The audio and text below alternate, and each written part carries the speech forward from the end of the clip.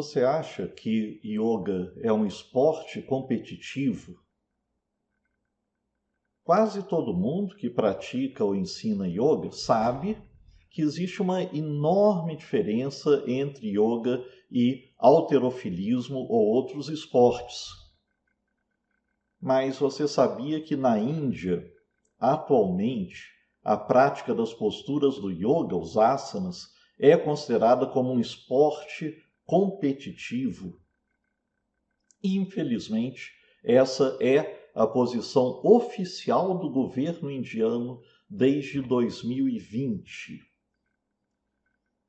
Em dezembro de 2020, o governo indiano oficializou Yogasana, ou seja, os asanas do yoga, como um esporte competitivo, sujeito a regras e com normas para atribuir pontos aos competidores. É verdade que já existiam competições de yoga postural antes, mas esse passo oficial do governo indiano me deixou bastante decepcionado e preocupado com o futuro do yoga, não só na Índia, mas em todo o mundo. Se você é uma pessoa que se dedica seriamente ao yoga, eu espero que você também rejeite isso. Sinceramente, eu não tenho nada contra esportes, nem contra as Olimpíadas, por exemplo. Eu admiro muito os atletas que fazem exibições incríveis de força e habilidade.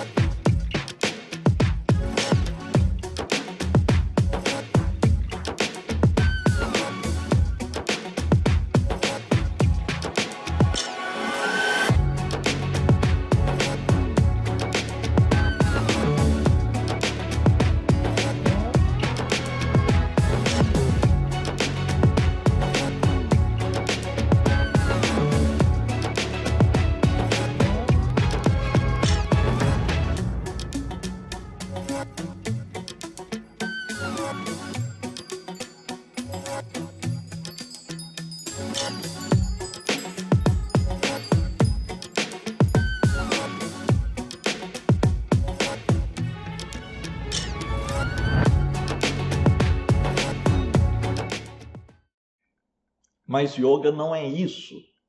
O antigo yoga indiano nunca foi um esporte, nem foi criado para ser exibido e para estimular competição entre as pessoas. Você consegue imaginar os yogins e as yoginis da Índia antiga fazendo exibições e participando de competições para ver quem que é o melhor? Claro que não. O que o yoga indiano original buscava não era isso. Era o quê? Uma transformação espiritual do praticante. Uma coisa que não pode ser fotografada, nem filmada, nem exibida, nem avaliada por juízes de uma competição. A antiga tradição indiana do yoga tem sido deturpada de muitas formas pela invenção de coisas ridículas, como yoga com cerveja ou yoga com bodes. O nome yoga está sendo associado a coisas que não têm nada a ver, mas deveria ser respeitado. Você não acha? Desde o início do século XX, o yoga moderno já havia começado a dar um valor excessivo ao corpo, à saúde e à flexibilidade, deixando de lado a tradição espiritual mais antiga. A criação de competições de asanas foi uma consequência natural dessa abordagem física do yoga. Não há nada de errado em querer saúde, um corpo bonito, uma postura elegante, Mas isso não é yoga de verdade. Mas então o que é yoga de verdade? Será que cada pessoa pode entender o yoga como quiser entender? Não, não se trata de uma questão de opinião, e sim de conhecer o que é o yoga original, saber como surgiu e para que servia o antigo yoga tradicional indiano. Se você quer conhecer o que é yoga de verdade, precisa estudar a história e a filosofia do yoga indiano antigo. Você sabe quando que a palavra yoga começou a ser utilizada na Índia para representar um método de transformação do ser humano?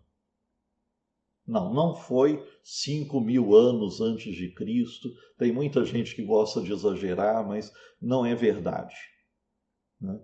As obras indianas mais antigas que mencionam o yoga com esse nome e explicando o que ele significa são as Upanishads.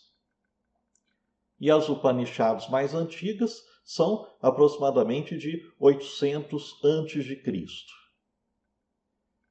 É verdade que a palavra yoga aparece antes, até mesmo nos Vedas, mas num sentido muito diferente. Quando aparece em textos anteriores às Upanishads, é uma palavra comum, significa o ato de você amarrar, de prender, de juntar.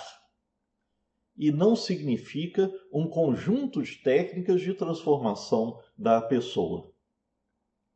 A Upanishad mais antiga que fala sobre yoga, utilizando este nome, se chama Katha Upanishad.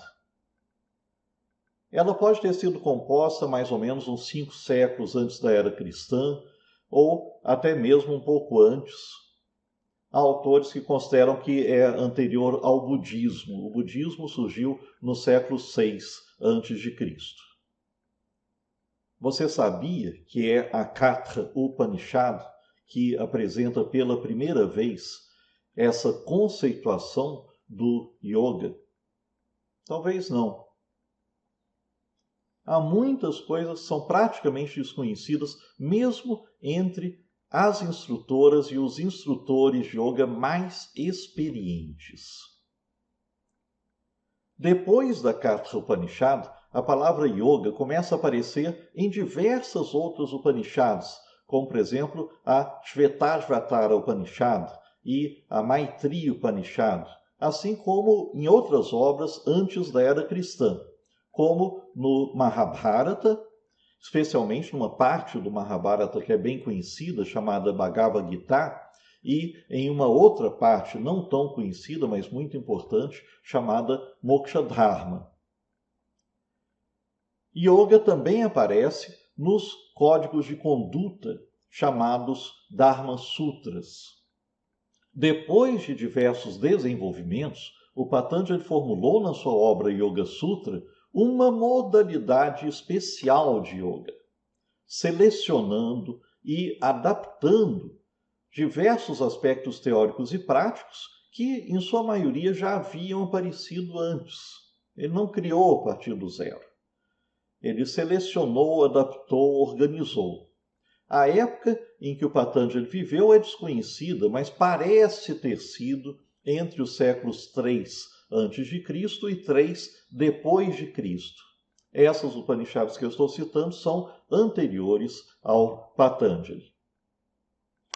Mas não adianta saber apenas nomes e datas como essas que eu estou apresentando. É preciso conhecer quais eram as ideias e quais eram as práticas que eram ensinadas nessas obras antigas. Aí sim a gente vai saber como era esse yoga original. Neste vídeo, é claro que eu não posso descrever tudo o que essas obras falam sobre yoga, mas eu vou indicar alguns aspectos do que era esse yoga apresentado na Katha Upanishad.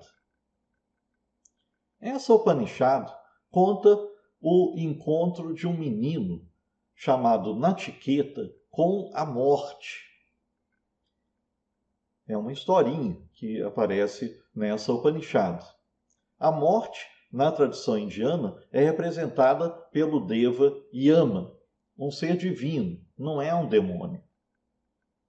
Segundo essa narrativa, o pai do Nachiqueta, que se chamava Vajrasrava, estava fazendo um ritual em que ele doava todos os seus bens aos devas, os seres divinos. Porém, Nachiqueta notou que o seu pai só estava doando as vacas velhas ou doentes, não as fortes e sadias, e que a doação do pai não era boa. Então ele perguntou ao pai: "E a minha, quem você vai me doar?" O pai não respondeu, ficou meio chateado com aquela interrogação do filho, mas o filho insistiu, e na terceira vez em que ele fez a pergunta, o seu pai, irritado, disse: "Eu ofereço você a morte." Nachiqueta era muito obediente, então ele foi para o reino da morte, como o pai dele disse que queria. Quando ele chegou lá, o rei dos mortos, Yama, estava ausente, ele não estava lá. E o garoto ficou aguardando durante 3 dias, e só então Yama chegou. Yama pediu desculpas por não estar lá quando ele chegou e por não ter oferecido também alimentos ao seu hóspede, como todo mundo na tradição indiana tem que fazer. Quando você recebe um hóspede, ele tem que ser bem recebido. Para se desculpar, se penitenciar, o Yama se ofereceu para satisfazer 3 desejos do menino. Ele podia pedir o que quisesse. O primeiro pedido do menino foi que o seu pai não ficasse mais bravo com ele e o recebesse bem quando fosse liberto da morte. E o Yama concordou. O segundo pedido foi aprender um ritual do fogo que leva ao mundo celeste, ao mundo dos devas. Yama também lhe concedeu isso. Como terceiro e último presente, o Nachiqueta pediu que Yama lhe ensinasse sobre o que acontece depois da morte.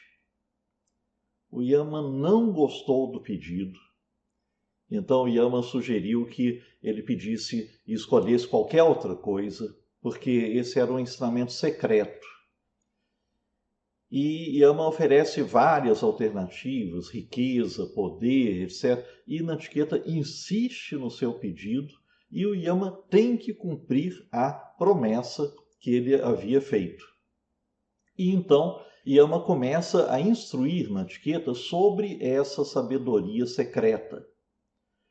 E em certo momento ele vai afirmar: o sábio ultrapassa a alegria e o sofrimento quando, através do Adhyatma Yoga, ele contempla aquele Deva primordial, difícil de ser visto, que está oculto nas profundezas da caverna. Bom, vamos entender, é uma citação difícil, mas aqui aparece a expressão yoga dentro dessa expressão conjunta Adhyatma Yoga. O que é isso? Isso é o yoga direcionado para o eu mais profundo que se chama Atman, para a nossa essência mais profunda. Então, o Yama está descrevendo uma prática na qual a pessoa se volta para esse Atman, para o eu mais interno. E o que vai encontrar lá? Vai encontrar a origem de todos os seres divinos, que é o ser absoluto. Vamos rever essa citação. O sábio ultrapassa a alegria e o sofrimento. Bem, em primeiro lugar, o que significa ultrapassar a alegria e o sofrimento? É aquilo que ocorre na nossa vida comum. Às vezes a gente está alegre, às vezes está triste, está com algum problema, está sofrendo, né? Então, essa sucessão de alegrias e desconforto, de dores, de desprazeres, é a vida comum. E o sábio ultrapassa isso. Na verdade, ele se desprende desse mundo que é apenas essa sucessão de alegrias e dores. Como que ele faz isso? Quando, através do Adhyatma Yoga, então utilizando esse yoga, ele contempla, ele chega a perceber o quê? Aquele Deva primordial, o ser divino, que é a origem de tudo, difícil de ser visto, que está oculto nas profundezas da caverna. Que caverna que é essa?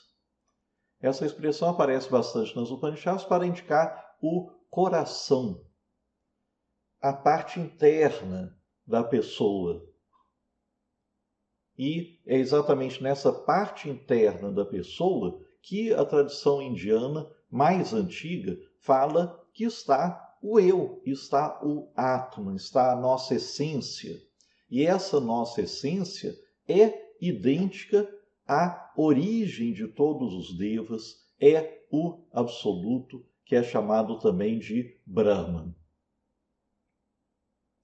É profundo, é difícil de entender. Em outro ponto, a Katra Upanishad vai afirmar: quando o conhecimento dos cinco e a mente estão em repouso e a buddhi não se agita, isto é chamado de estado mais elevado. Considera-se que yoga é manter os sentidos controlados. Então, ele já não se distrai, pois yoga é o início e o completamento. Outro trecho difícil, profundo, vamos tentar entender aqui os detalhes. Quando o conhecimento dos cinco e a mente, o que são esses cinco? São os cinco sentidos: audição, tato, visão, paladar, olfato. São os cinco sentidos que são as nossas portas para o mundo exterior. Os cinco sentidos e a mente. O que é a mente?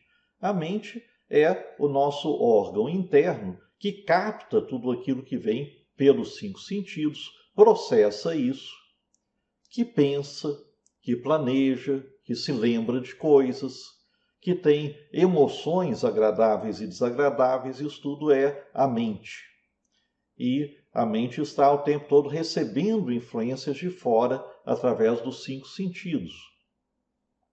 Então, a Upanishad diz: quando o conhecimento dos cinco sentidos e a mente estão em repouso, ou seja, quando a pessoa conseguiu tranquilizar, diminuir a atividade dos sentidos e da mente, e, ele adiciona, e a buddhi não se agita, o que é a buddhi?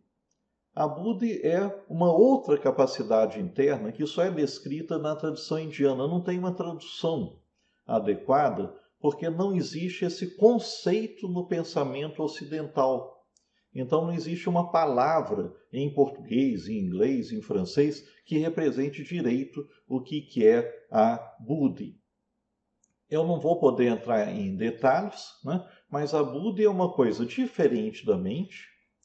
E, através da buddhi, a gente tem acesso a um outro canal de conhecimento. A buddhi é um órgão que é capaz de captar a sabedoria. Bem, mas aqui na Kata Upanishad está dizendo, quando os sentidos, a mente estão em repouso e a buddhi também não se agita. Isto é chamado de estado mais elevado. Então, é um estado de estabilidade, em que as atividades internas normais cessaram ou diminuíram muito. E aí sim, a pessoa pode se voltar para esse eu mais interno, para o Atman, e pode então conhecer, por experiência direta, esse Atman que é idêntico ao ser absoluto ou Brahman. E continuando a citação aqui da Katha Upanishad. Consideras que yoga é manter os sentidos controlados. Vejam só. Então, esse controle que ele acabou de descrever, para ele é uma parte essencial do yoga. Esse trecho da Katha Upanishad lembra uma parte do Yoga Sutra de Patanjali. Para quem conhece o Yoga Sutra, né, sabe que logo no iniciozinho, o Patanjali vai apresentar o conceito dele de yoga e vai dizer o quê? Yoga é o controle das atividades da mente. É muito parecido com o que está aqui nessa Upanishad. Essa Upanishad é anterior ao Patanjali. Então, a Upanishad fala de controlar os sentidos, fala também de controlar a mente, a buddhi, né? É um pouco mais ampla, mas é mais ou menos a mesma coisa. É um controle daquilo que se passa dentro de nós. Cadê asana? Cadê pranayama? Né? É outro tipo de coisa. Então, esse controle das atividades da mente, dos sentidos, etc., como está sendo colocado aqui, né, é uma parte fundamental do yoga original indiano. E a gente se esquece disso. No final da Katha Upanishad, a gente encontra também uma síntese dos ensinamentos que são apresentados lá. Então, eu vou ler aqui uma citação. Nachiqueta adquiriu essa sabedoria ensinada pela morte e todo o conhecimento sobre o yoga.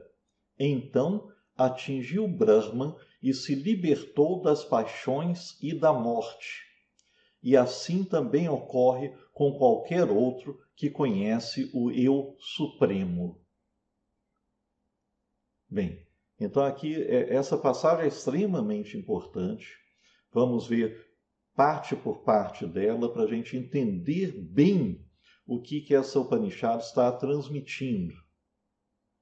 Então, Nachiqueta adquiriu essa sabedoria ensinada pela morte. É uma sabedoria. A sabedoria é uma coisa que transforma, é diferente de um conhecimento banal. Né? E todo conhecimento sobre o yoga. Então, isso está no final da Upanishad e está chamando a atenção de que aquilo que foi ensinado é yoga.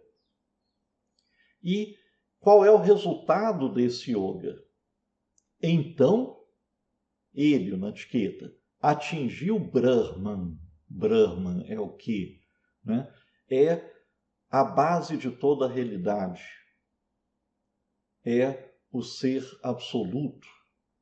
Não existe uma tradução para essa palavra, não é Deus. É um conceito típico do pensamento indiano que não tem tradução. E Brahma é a base de toda a realidade. Então, Nachiqueta atingiu isso. Atingiu não pelo pensamento, mas encontrou. E se libertou das paixões e da morte.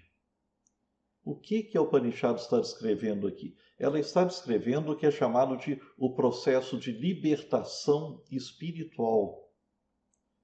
No processo de libertação espiritual, a pessoa escapa do ciclo de renascimentos, que é essa sucessão de prazeres e de sofrimento que eu já tinha mencionado antes, que o Upanishad já tinha mencionado. E a pessoa também escapa da morte em que sentido? A morte, na tradição indiana dessa época, é o quê? É uma sucessão de mortes e renascimentos, é o que é chamado de samsara. Samsara é esse ciclo de mortes e renascimentos. Escapar da morte não é ficar com o corpo físico imortal aqui. Nesse processo de libertação espiritual, a pessoa se funde a Brahman. E, ao conseguir isso, ela não tem mais nascimentos e mortes. ela escapou desse ciclo. E essa união com Brahma não acaba mais. É eterna. E a Upanishad diz, e assim também ocorre com qualquer outro que conhece o Eu Supremo. Por quê? Lembrem-se que a Upanishad fala tanto sobre aquilo que é a essência do ser humano, o eu mais profundo, que pode ser encontrado dentro de nós, na caverna do coração, e fala sobre o Ser Supremo. E os dois são idênticos, de acordo com as Upanishads. Então, atingir Brahman é a mesma coisa que você atingir a sua essência, porque a sua essência é esse ser absoluto. E isso foi o que Nachiqueta conseguiu, e isso é o que qualquer outra pessoa também pode conseguir, e assim também obter a libertação espiritual. E é essa a finalidade do yoga antigo indiano. Então, não confundir, né, o yoga indiano original, antigo, tradicional, com coisas superficiais que são as que a gente conhece na maioria. Né? E eu estou citando uma Upanishad, mas não é só nessa. Nessa e nas outras Upanishads antigas também. É ensinado um tipo de yoga que conduz à vivência do Atman e de Brahma e que liberta do ciclo de renascimentos. É uma transformação total da pessoa. E esse yoga não tem nada a ver com posturas e outras práticas físicas. Então, quem acreditar que a essência do yoga são os asanas, vai ter que ignorar ou negar esse yoga das Upanishads e, na verdade, vai ter que ignorar toda a tradição antiga do yoga. Eu acho que é muito melhor aceitar o yoga original do que pensar que yoga é apenas uma prática de posturas e movimentos. Porque se a gente acha que yoga é só postura e movimento, a gente cai em quê? Então vamos fazer uma competição de yoga. Vocês estão vendo? Então a gente tem que entender o que é yoga de verdade. E esse yoga original indiano não é um conjunto de posturas e movimentos. Isso é uma coisa que a gente aprende com o passar do tempo, quando a gente quer se aprofundar nas coisas. Quando eu tinha 15 anos de idade, eu comecei a aprender yoga como? Lendo o livro Autoperfeição com Hatha Yoga, do professor Hermógenes, e praticando sozinho em casa. No início, o yoga para mim era a prática de asanas, com mais alguns exercícios de respiração e de relaxamento, como para muitas pessoas. Mas depois de alguns anos, eu fui aprendendo que yoga era uma coisa muito mais ampla, que incluía práticas profundas de meditação. Eu descobri que existiam obras indianas antigas que falavam sobre yoga e que explicavam essa dimensão espiritual do yoga. Obras como as Upanishads e a Bhagavad Gita. Desde essa época, é esse yoga antigo que me encanta e que eu me esforço para estudar, para praticar e para ensinar, para transmitir a outras pessoas. Eu acredito que é essa dimensão espiritual que torna o yoga completamente diferente da educação física, da musculação, do pilates e de outras práticas corporais. O yoga tradicional indiano é um caminho para uma coisa que nenhuma prática física pode dar, que é uma transmutação da pessoa em direção a essa libertação espiritual que eu mencionei. Eu acredito que é importante divulgar a história e a filosofia do yoga indiano antigo, para que as pessoas que praticam e ensinam yoga possam adquirir uma perspectiva muito mais rica e profunda sobre o alcance das técnicas do yoga original. Você não precisa concordar comigo em tudo, mas eu espero que você aceite a importância de estudar e de transmitir a história e a filosofia do yoga indiano original. Será que eu posso contar com você? Então vamos unir forças para divulgar o que era a essência do yoga tradicional na Índia. Eu quero convidar você para fazer comentários e perguntas sobre este vídeo e também para divulgá-lo. Muito obrigado.